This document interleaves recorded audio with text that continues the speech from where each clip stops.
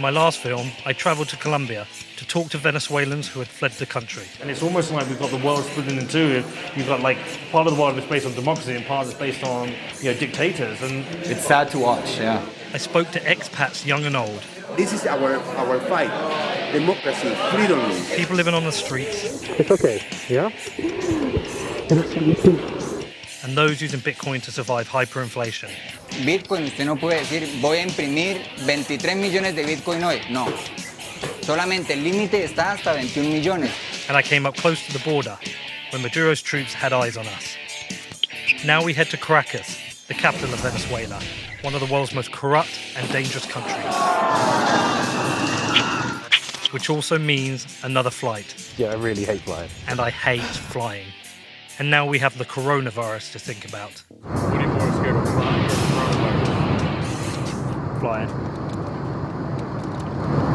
You're scared of coronavirus? I'm not scared of it. I'm just like, what the fuck's going on, man? What's going on? Like, there's people saying, well, the common flu kills more people, but like, why the fuck is everyone panicking? Because what you have is you have mainstream media competing with conspiracy theorists, misinformation, and then there was like the accusations that this was like engineered in a biolab. And so it's fighting through the information, just trying to get to objective truth is really fucking hard, and it's kind of scary. Like, you want to know, but I don't want to be a conspiracy theorist. I just want to fucking know what's going on. After a bumpy flight from Bogota, we arrived safely in Venezuela. By coincidence, we flew into Caracas just a couple of hours after President Maduro's political rival, Juan Guaido, had returned from the US. There, he had been a guest at the State of the Union, with Trump calling him the legitimate president of Venezuela. Mr. President, please take this message back to your... Video of his arrival went viral, and Guaido was met by a hostile crowd of pro-Maduro supporters, berating him, throwing things at him, and tearing his shirt. Some had tweeted this as evidence of him lacking support, but I had my doubts. While Guaido's arrival was chaotic, we arrived to a virtually empty airport, economic propaganda, and aggressive immigration who wanted to know why we were in Venezuela. We made it through immigration and met our fixer. On the way to the hotel, he explained how Maduro has managed to hold on to power in the country. And Guaido came back today? Yeah. Yeah. I was a little worried because he came through the same terminal you came a couple of hours before you, and it was a big hassle there. What's the situation there then? Because isn't he the president? Technically, Guaido is the president, but in real terms, Nicolas Maduro is the president. Even Nicolas Maduro is in control of the army, the institutions, of the national bank, and all the things that make you a president, actually, right? Right, okay. What are the most important things that you think we should be taking a look at while we're here, and the messages that we should be taking away with us? On one hand, you have Juan Guaido, and he represents the sanctions from America. But on the other hand, it's not going to work at all, because Maduro is in complete control of the army. Mm-hmm. Like, if you have a massive demonstration, we have had massive demonstrations at least 3 times in the last 5 years, and none of them have been useful. None of them is going to make Maduro quit, because as long as he controls the army, he controls the country. That's the reality, and that's everything. Like, he's great onto power, and he doesn't want to make the economic changes necessary for an economy to thrive, for ideological reasons, and that's why most of Venezuelans are suffering, but they're suffering. All right, man. Well, listen, appreciate you doing this with us. With criticisms of Maduro made clear to me, the next morning I accepted an invitation from opposition party member Manuela Bolivar to visit Chacao in East Caracas, where Juan Guaido was due to lead the opposition National Assembly. Can you tell me what's going on here today? Yeah, we're going to have the session of the Congress in this place. We have difficulties to get inside to the former Congress because the regime doesn't allow us to have the normal sessions inside the building.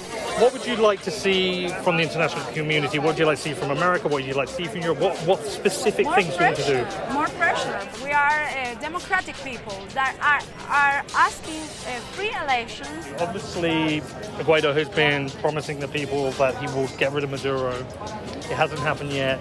Do you worry that he might lose support, or that people get tired, that this is just taking too long?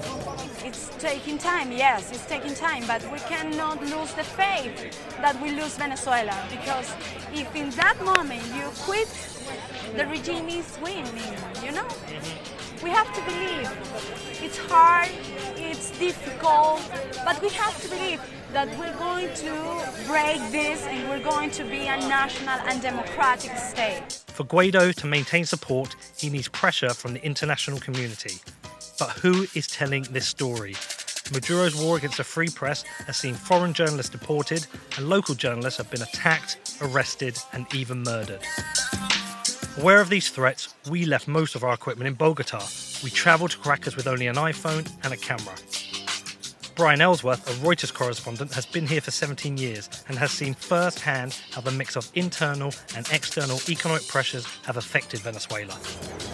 What are your thoughts on the sanctions? Because I've heard a couple of things. Obviously, Guaido was talked about wanting to increase sanctions, increase the pressure, but the sanctions do seem to hurt the poorest the worst. So the sanctions do definitely make the government uncomfortable.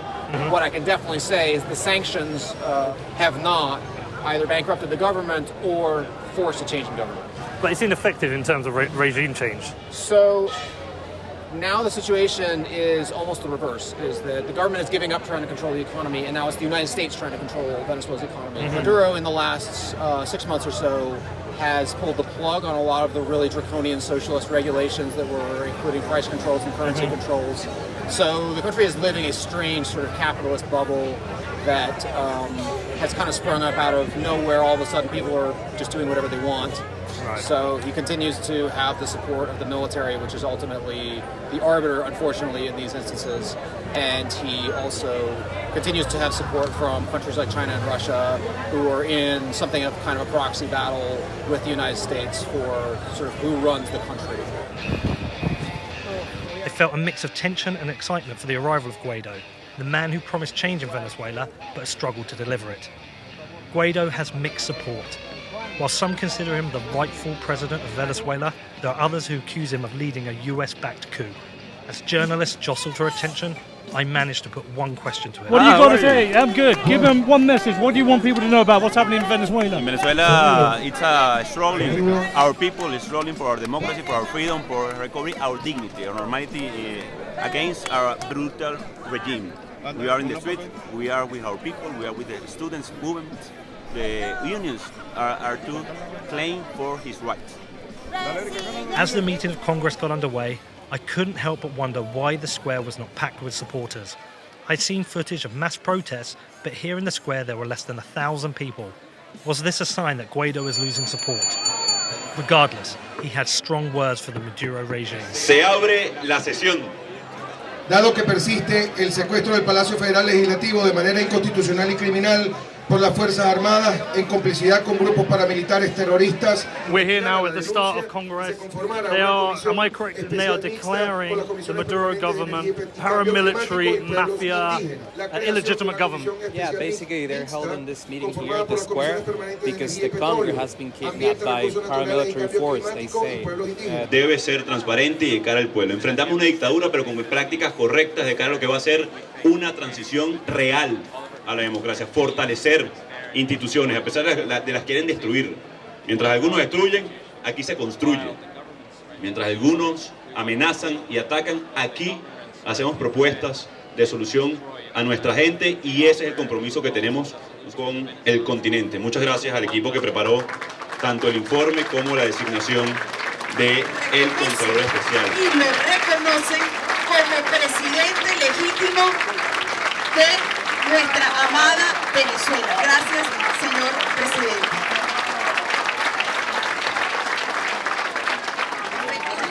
Wow, that was unbelievable. Nuestro pronto traslado the look in his eyes. He was looking right at the camera, like really meaning something, really powerful. I had to get the shot because he's obviously been around the world. He's been speaking to other state leaders, trying to rally support for Venezuela, trying to rally for support for him as a president. He declared Maduro's government an illegitimate terrorist state. And then he just had this look in his eyes of, you know, he's here to mean business. Really powerful moment. We left Chacao to visit one of the slums on the other side of Caracas. Many people will point out that the Venezuelan economic crisis was born in the social program of Maduro's predecessor, Hugo Chavez. I wanted to speak to the people who had benefited from these programs and find out if they still supported Venezuela's socialist leaders. Together everything is possible. While driving through West Caracas, we stumbled upon a pro-Maduro rally. Tens of thousands were marching in support of the government. But who were these people, and was this genuine support?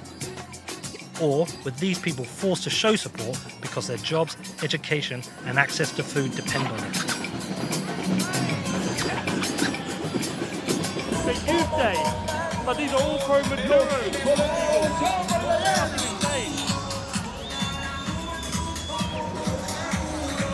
Can you tell me what's going on here today? Hoy se celebra aquí el Día de la Juventud y el chavismo está saliendo también para condenar las sanciones de Estados Unidos. All right, so this is anti-US. Esto es anti-Estados Unidos. Sí, todo esto es chavismo antiimperialista, contra Estados Unidos, contra los países de la región que son de alguna manera son utilizados por Estados Unidos para agredir a Venezuela. A lot of people in the outside world believe there's little support for Maduro. Is this incorrect?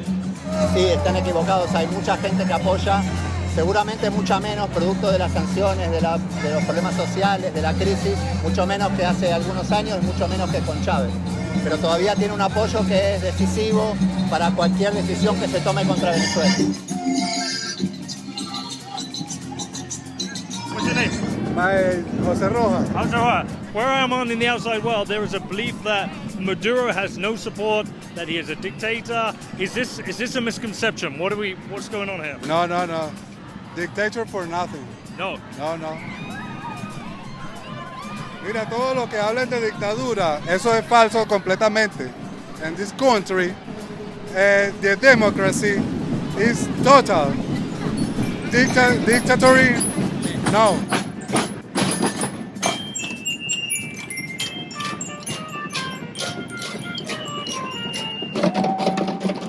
In just a few hours, we had seen both sides of the Venezuelan crisis, from Juan Guaido's push for democratic change to Maduro's propaganda machine.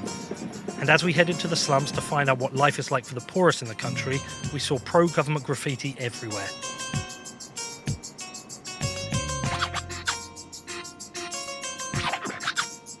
I was nervous entering the slums as I heard that these were the most dangerous parts of Caracas, with high rates of murder and regular kidnappings. Hola. The slums are home to some of the poorest in Venezuela, where life is really tough for the people who live here. I had arranged to meet a local to explain to me what life is like for her. What is life like for you living up here in El Junquito? How do you survive? Do you work? Do you get money from the government? How do you survive and pay for your children? Bueno, ahorita estoy desempleada.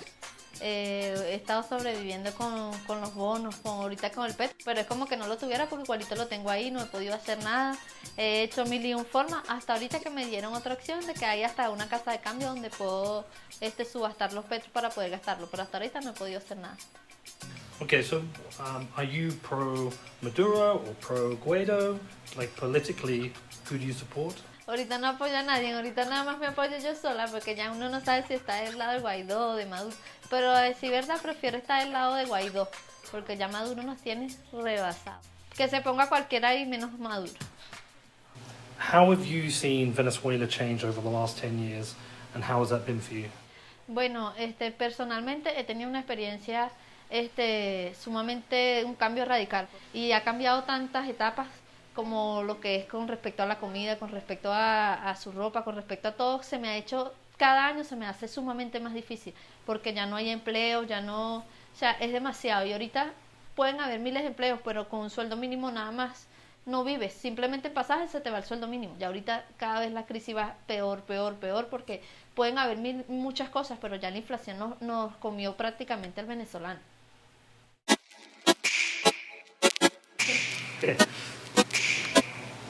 Mira, él las quiere saludar. Hello. Despite the tough life here in the slums, Naomi is a proud Venezuelan and she wanted to show me the view of Caracas.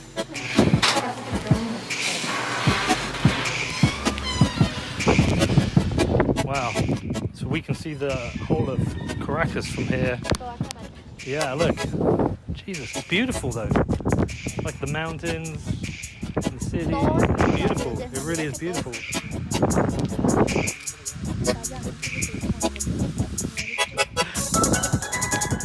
Such a beautiful place, but such bullshit.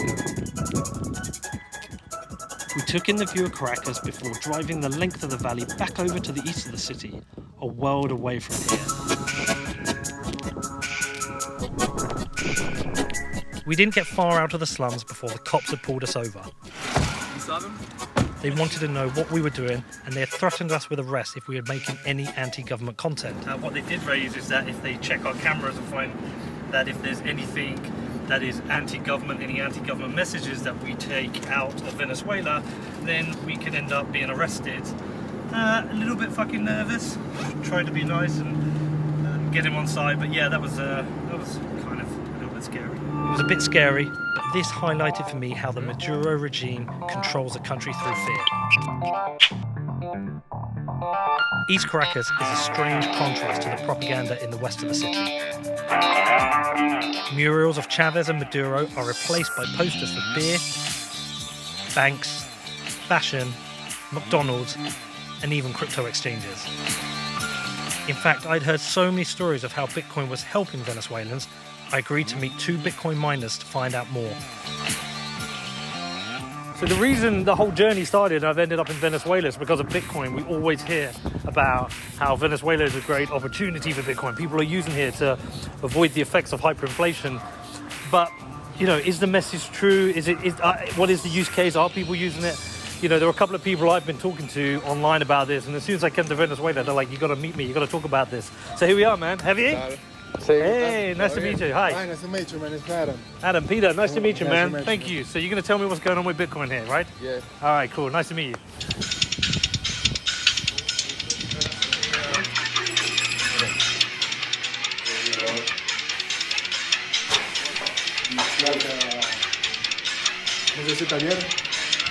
Oh, wow.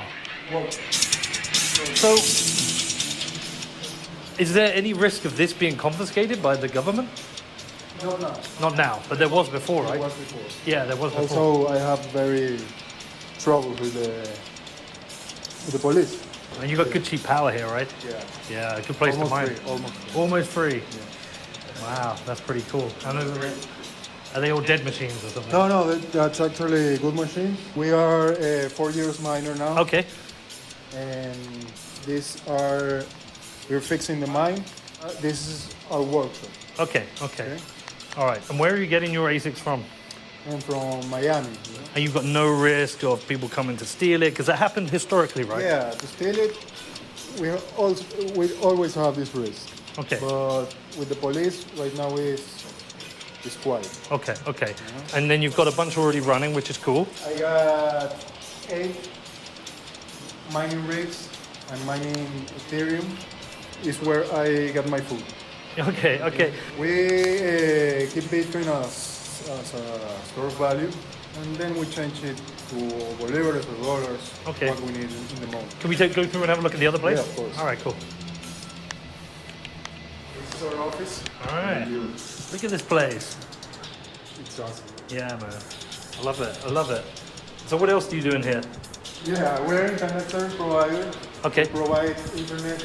We have a big antenna tower in the top of the building, and we give internet to 85 families now. Okay. Yeah. All right, cool. And you give it or you charge them? We charge them. You charge them? Yes. So like, in terms of the Bitcoin here, we've heard over and over again that Venezuela is a great case study for Bitcoin. It's with hyperinflation, it's a great opportunity for people to save money, but also with people going to places like Cucuta, then they're earning money and they can use Bitcoin as remittance to get money back into the country. So what's the truth of what's going on here? We have traveled a path of dollarization where we saw like the people saving dollars, not spending dollars for a very long time before the inflation changed to hyperinflation. So I don't know, like 6 months ago, like we started to see people spending dollars as in a common basis. So daily people paying for food, for whatever with dollars. The other, in the other hand, you have people using local Bitcoin. You can see we have like 1 billion of cash, of dollars cash. So $20 million weekly, a really little number. We say it's a drop in the ocean. And what about the community here? What is the size of it? I know you're pretty central. Do you have meetups? Are there a bunch of Bitcoiners or is it small? We create this project Satoshi in Venezuela, so we are doing meetups, kind of monthly meetups in some cities in Venezuela. Here in Caracas we held 3, and I know that other communities on Dash or even Binance. The picture I'm getting, it's a little bit unrealistic to expect, you know, the people who are struggling here in Venezuela suddenly to be able to adopt and use Bitcoin, you know, thinking about private key management, thinking about, you know, having a device which is connected to the internet. But if you say to somebody, whether it's a Bitcoin or a shitcoin, oh, if you learn this, there's a potential of some free money, maybe an airdrop or a few free sats. People need money, so they'll take any free shit, right? Yeah, and maybe that's why the coin of the regime is like having some attention, because they are airdropping that shit, so people obviously will prefer to get those $30, I don't know. Who's going to say no to free money? Yeah, but that's come with some trade-off, like Maduro will have all your spends, all the movement that you are doing. Your fingerprint as well, right? Also with Biopago, that is like biopolitics, so it's like a nightmare, because they are parroting about the petrol like it is as Bitcoin, as good as Bitcoin is, but with all this narrative of, yeah, we will save the country, we will transform everything. They don't talk about the limitation of a cryptocurrency. They don't talk about how centralized it is, so... It's just a proper shitcoin. Yeah, the worst of the shit. The worst shitcoin of all shitcoins. Yeah. Bottom of the barrel. Worse than BitConnect. While these two guys are able to use Bitcoin, it's clear to me that this is something that only the rich and middle class can use in Venezuela. Bitcoin is not ready for the poorest living on $5 a month. Hello. Before leaving Venezuela, I visited an NGO in another one of Caracas's vast slums. Here they feed hundreds of single mothers and their children every day.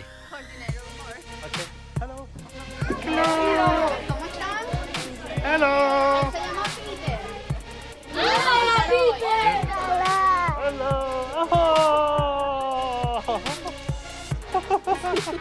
What's your nombre? Hey, come in, nombre. Nombre? 1 week? How old? 18 days. Are you okay? Is she okay? You good? You feel good? Feel strong? Okay. So can you explain to me how important this center is for you and your children?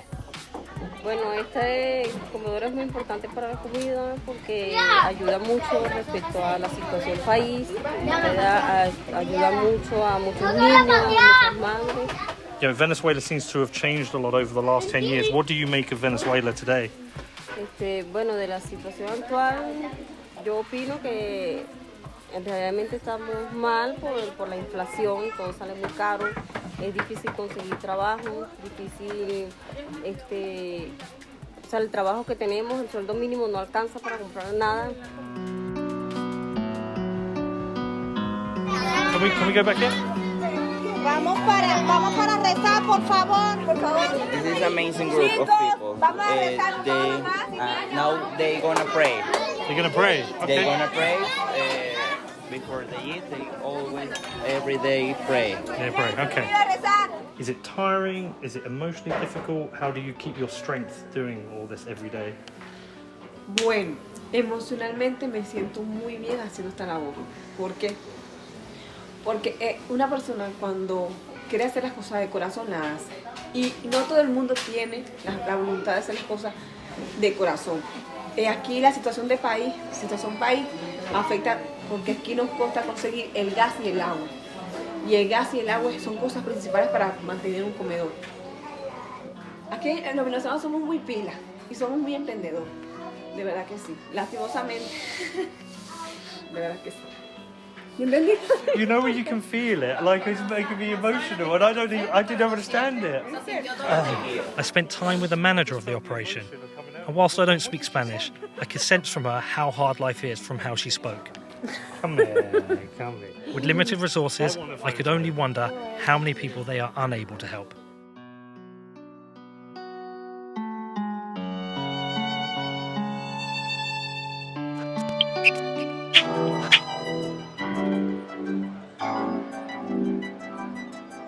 Maduro controls Venezuela by controlling the guns, but a film camera is a weapon of truth.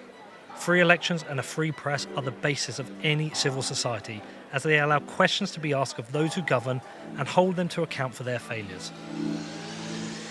Venezuela no longer has a democratic government or a free press. Aprobado.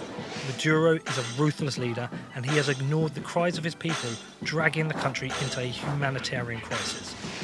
It is a complicated situation, and the path out of this crisis for Venezuela is not straightforward.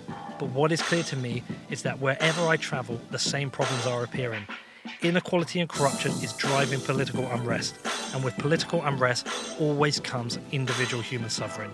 Families are torn apart, and dreams of a normal and safe life are shattered. Venezuela, like its people, is incredible, and I hope one day soon I can return here when the country has been restored to its former glory.